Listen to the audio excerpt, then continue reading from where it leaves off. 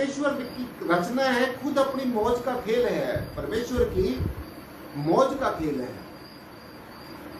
संकल्प मात्र से ये परमेश्वर, ये परम तत्व, ये परवरदिगार संकल्प मात्र से एक इसके अंतर में अपनी मौज से ही एक हलचल होती है और ये सारे प्रपंच का जो है संरचना हो जाती है। इतना ये समर्थ है, सब कुछ करने में समर्थ है। जब भी चाहे, जहां भी चाहे, जैसा भी चाहे, जिस काल में चाहे, जिस रूप में चाहे, जिस स्तर तक चाहे, ये सब कुछ करने में समर्थ है, सब कुछ करने में कॉम्पिटेंट है, क्योंकि ये परिपूर्ण है, पवित्र है। इसकी परिपूर्णता और इसकी पवित्रता, इसकी absoluteness and completeness and holiness, ये इस बात का प्रमाण है कि परमेश्वर अपनी प्रकृति को अपने तरीके से खुद चलाता है। हम और आप जितने भी जीव इस सृष्टि के अंदर हैं, वो परमेश्वर के, इस परब्रह्म निर्गुणाकार परमात्मा के, और इसका जो साक्षात जो समय का हाकिम है, जो समय का हाकिम है, जो समय का ब्रह्म ज्ञानी आत्मवेता तत्वदर्शी सदगुरु है,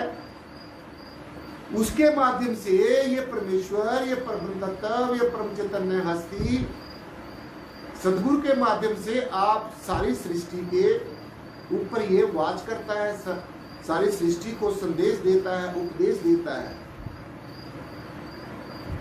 तो इसलिए परमात्मा, परम तत्व, परमेश्वर, ये जय श्री प्रियतम निर्गुण निराकार सर्वाधार विश्वाधार परम तत्व साकार भी है और निराकार भी है।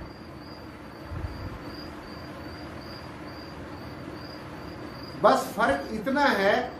कि ये जो सगुण ब्रह्म है, ये जो क्रिएशन है, ये समय समय पर बदलती रहती है, क्योंकि ये रचना है। और इसको बदलता कौन है, इसमें परिवर्तन कौन लाता है? इसमें परिवर्तन भी ये परमेश्वर, ये परब्रह्म निर्गुणाकार सर्वाधार विश्वाधार परम तत्व अपने मौज से, अपने तरीके से इसकी व्यवस्था करता है। तो इसलिए जो निर्गुण स्वरूप है, आपका जो निराकार स्वरूप है, जो रंग रूपाकार से परे है, जो अग्नि से जलता नहीं है, पानी से गलता नहीं है, हवा से उड़ता नहीं, अस्त्र शस्त्र से कटता नहीं है, सो ये परम चैतन्य हस्ती है। इसलिए ये समझना होगा कि जड़ चीजों का ध्यान करने से जड़ हो जाओगे और इस परम चैतन्य हस्ती का ध्यान करने से चैतन्य हो जाओगे, परम चैतन्य हो जाओगे, अजर हो जाओगे, अविनाशी हो जाओगे। क्योंकि आप अविनाशी बीज से पैदा हुए हो और अविनाशी बीज से जो पैदा होता है वो अविनाशी ही होता है। सो इसलिए साध संगत जी, इस रहस्य को इस तरीके से जानने के लिए, जैसे मैं आपको बता रहा हूं, जो संसारिक वैभव हैं, जो संसारिक विकार हैं, जो विचार हैं, विचारों का मकड़ जाल है, इसकी गुलामी को छोड़ना होगा। आप गुलाम की तरह नहीं जियो, आप एक शहंशाह की तरह जीना है, क्योंकि हमारा जो परम पिता है, जिसके हम अंश और वंश हैं, वो खंडों ब्रह्मंडों का मालिक है। तो अगर एक शहंशाह का बेटा बनने के बाद में एक गुलाम की तरह जीवन जिए तो फिर वो उसको वास्तविकता का पता नहीं चला। इसलिए जब तक ये जीव संसारिकता के अंदर इसकी गुलामी में जिएगा, सुखों की, वैभवों की, रिश्ते नातों के मोह पास जो है इसकी गुलामी करेगा और इसमें फंसा रहेगा साध संगत जी, विकारों में और विचारों के मकड़ जाल में अगर ये फंसा रहेगा, जो निरर्थक बहसबाजी है, लौकिक शब्दों के आधार पर जो निरर्थक बहसबाजी है, जिसका कोई अर्थ ही नहीं है, just to waste the precious time unnecessarily in gossiping.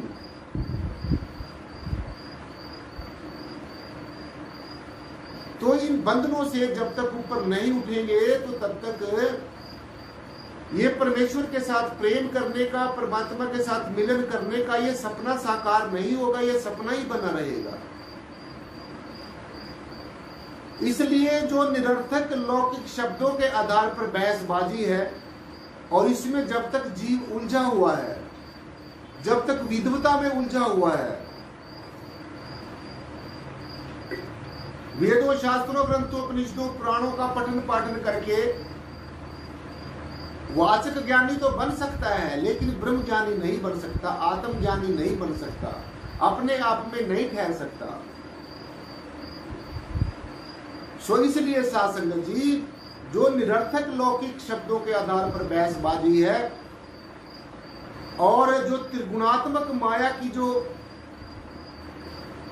प्रबलता है, जो त्रिगुणात्मक माया है, जो ये काल की त्रिगुणात्मक माया है, ये जो प्रबल माया है, जब तक जीव इसके वशीभूत है। अब देखो, कहना तो आसान है, सुनना भी आसान है, पढ़ना भी आसान है, लेकिन जब ये पेपर पास किया जाएगा तो इतना आसान नहीं है जितना कहने में, सुनने में, पढ़ने में आता है। इसके लिए बहुत मेहनत करने की जरूरत है। It requires a lot of efforts and lot of dedication and lot of meditation to reach our ultimate and our destination, the first and the last destination of our life. तो जब तक हम अपनी मंजिल मकसूदा के तक नहीं पहुंच सकेंगे, जब तक ये जो मैंने सारे बैरिकेड्स बताए हैं, ये जो सारी एक अध्यात्म वेता के रास्ते में रुकावटें हैं, ये सबसे बड़ी रुकावटें हैं जो मैं आपको बता रहा हूं। और जब तक आप अपने अंदर में जानकर नहीं देखोगे, तब तक पता नहीं चलेगा कि क्या हम इन्हीं रुकावटों में तो नहीं फंसे हुए। अगर आपको लगता है कि हम इन बंधनों में फंसे हुए हैं, तो इन बंधनों को छोड़िए, इन बंधनों को छोड़ना होगा। आज भी छोड़ना है,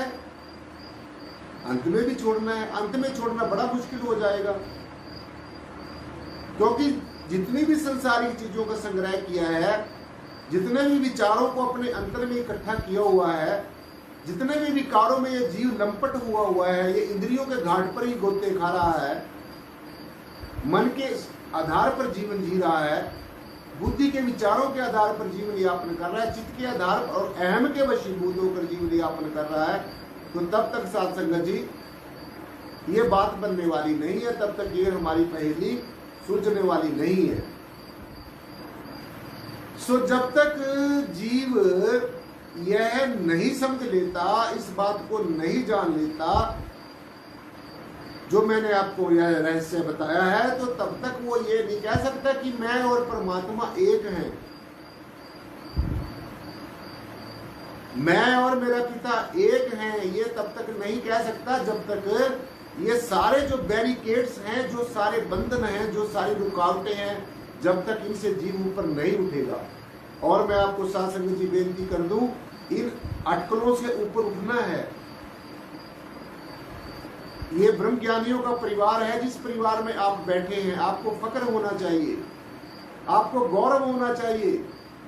आपको सदगुरु भगवान को शत शत नमन करना चाहिए कि आपको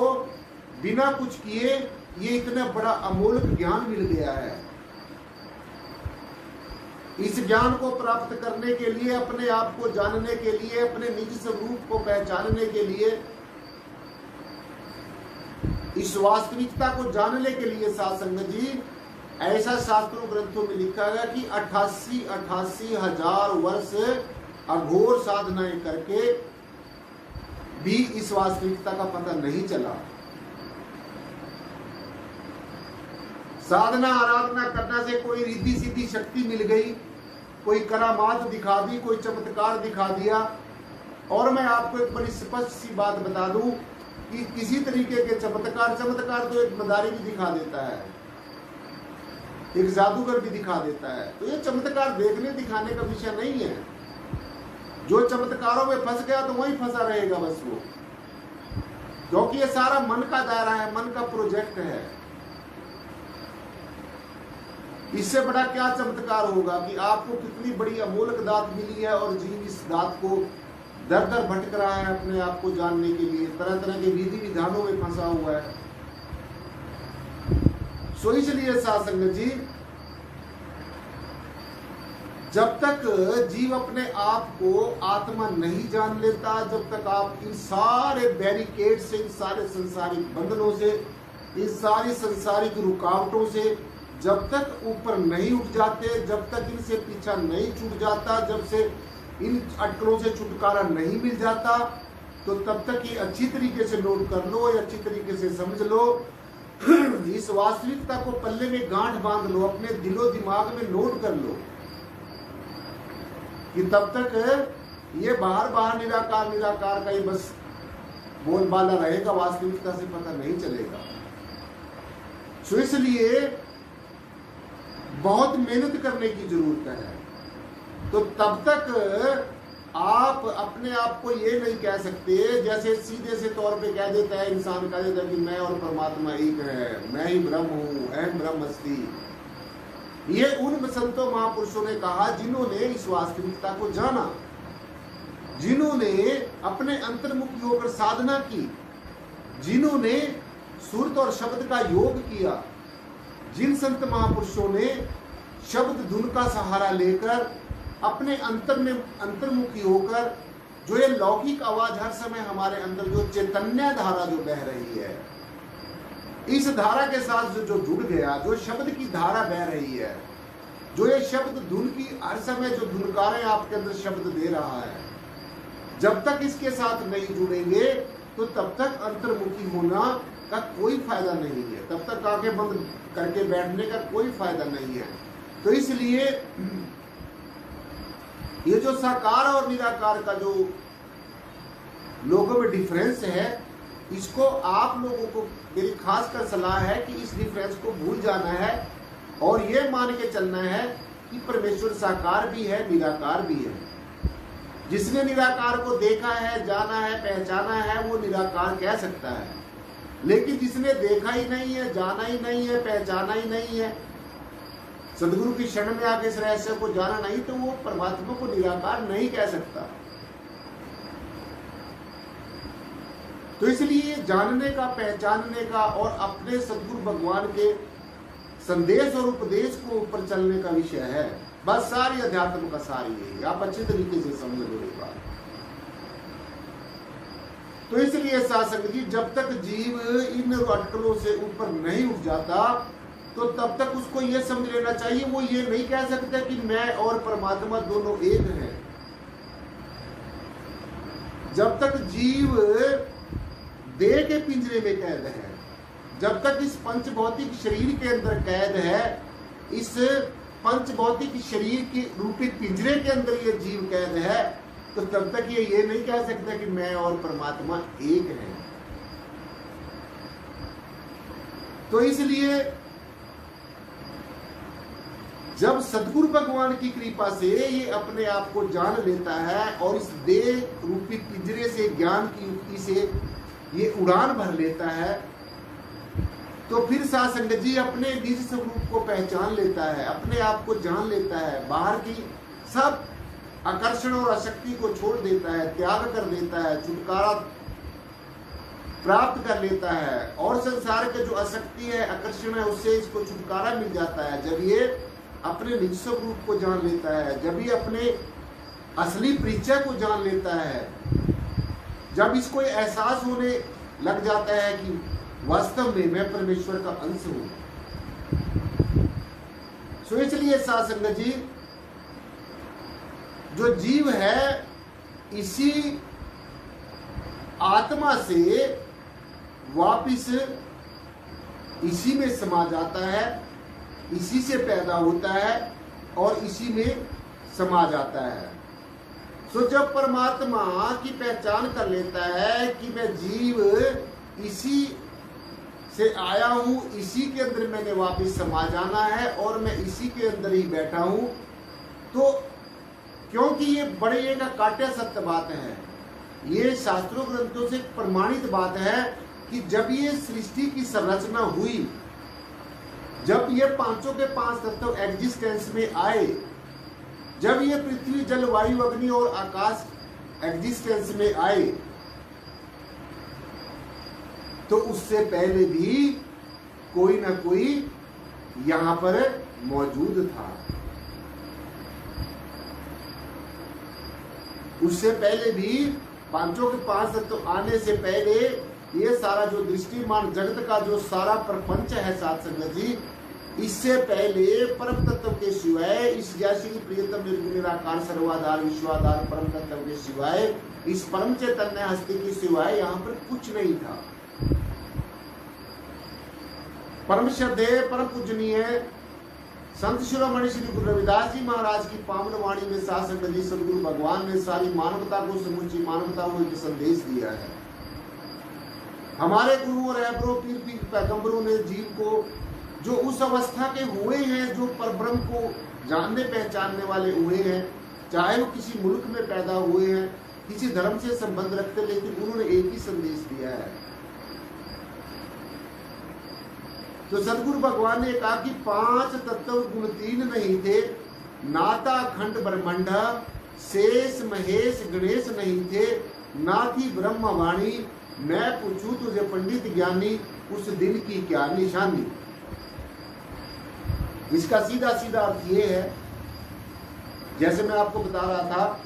कि इन पांचों तत्वों के एग्जिस्टेंस में आने से, इस ब्रह्मांड में आने से, पैदा होने से भी पहले यहाँ पर परम तत्व मौजूद था, परमात्मा में मौजूद था। ये निर्गुण निराकार सर्वाधार विश्वाधार सर्वव्यापी सर्वशक्तिमान हस्ती यहाँ पर मौजूद थी। इसी की मौज से ही ये सारे प्रपंच की संरचना हुई है, इसी की मौज से ही पांचों के पांच तत्वों की संरचना हुई है, और इसी के अंदर ही पांचों तत्व बैठ, जैसे पंच भौतिक शरीर है, इसमें पांचों तत्व है, पृथ्वी जल वायु अग्नि और आकाश है, और ये इसी निर्गुण निराकार विश्वाधार परम तत्व के बीच में बैठा है। ये चारों तरफ निराकार ही निराकार परम सत्ता है। तो जो सारे का सारा प्रपंच है साथ संगत जी, ये सारे जगत का जो सारा प्रपंच है, ये सारे का सारा इसी का ही पसारा है, इसी के अंदर से पैदा होता है, इसी परम तत्व के निराकार हस्ती से, और अंत में इसी के आगोश में ये सारे का सारा समा जाता है। तो जो साथ संगत जी रहस्य वाली जो बात है वो यही है कि जो बूंद है और जो परमात्मा है, जो समुद्र है, उसमें ये फर्क है। फर्क ये है कि ये बूंद जो सूक्ष्म रूप है और जो परमेश्वर है, ये परम निर्गुणाकार सर्वाधार विश्वाधार परम तत्व, ये विशाल रूप है। तो जिसके छोटे से रूप को जान लेता है, इसकी जैसे सूर्य की एक किरण होती है, ऐसे ही इस सूर्य रूपी परम तत्व की, इस विशाल परम तत्व परमात्मा की जो आत्मा है, वो भी एक बूंद की तरह है, और वो हमारे पंच भौतिक शरीर में विद्यमान है, सभी शरीरों में विद्यमान है, जिसके कारण जो ये आत्म तत्व है, यही चेतना बनकर हमारे शरीरों में काम करता है। और एक बात अच्छी तरीके से समझ लेनी है कि जो आत्म तत्व है, परमात्म तत्व है, ये जड़ और चेतन से भी परे है। आत्मा आत्म तत्व चेतना बनकर, चैतन्य सत्ता बनकर हमारे अंदर काम करता है, लेकिन चेतना को हम ये नहीं कह सकते कि चेतना आत्मा है। आत्मा का रूप है चेतना, यानी कि जड़ और चेतन से भी परे है आत्म तत्व, जिसके ऊपर ना जड़ का प्रभाव पड़ता है ना चेतन का प्रभाव पड़ता है, जिसके ऊपर पांचों तत्वों का कोई प्रभाव नहीं पड़ता। अग्नि जला नहीं सकती, पानी गला नहीं सकता, हवा उड़ा नहीं सकती, अस्त्र शस्त्र काट नहीं सकता, किसी तरीके से प्रभावित नहीं होती है। तो इसलिए जब ये एक दूसरे में समा जाते हैं, जब बूंद समुद्र में समा जाती है, एक किरण वापिस सूर्य में समा जाती है, तो फिर साथ संगत जी कोई अंतर नहीं रहता। फिर कह सकते हैं कि मैं और परमात्मा एक है, क्योंकि अब हस्ती मिट गई है, अब शरीर भाव मिट गया है, अब मन का भाव मिट गया है, अब बुद्धि का विचार मिट गया है, बुद्धि विचारों से शून्य हो गई है, विकारों से शून्य हो गया है जीव, अब चित्त से शून्य हो गया है, और ये शून्य स्वरूप को, इसने परम शून्य स्वरूप को अब जान लिया है, खाली हो गया है। सो इसलिए साध संगत जी ऐसी ही साधना करनी हमारे जीवन में जरूरी है। हमारी जो आत्मा है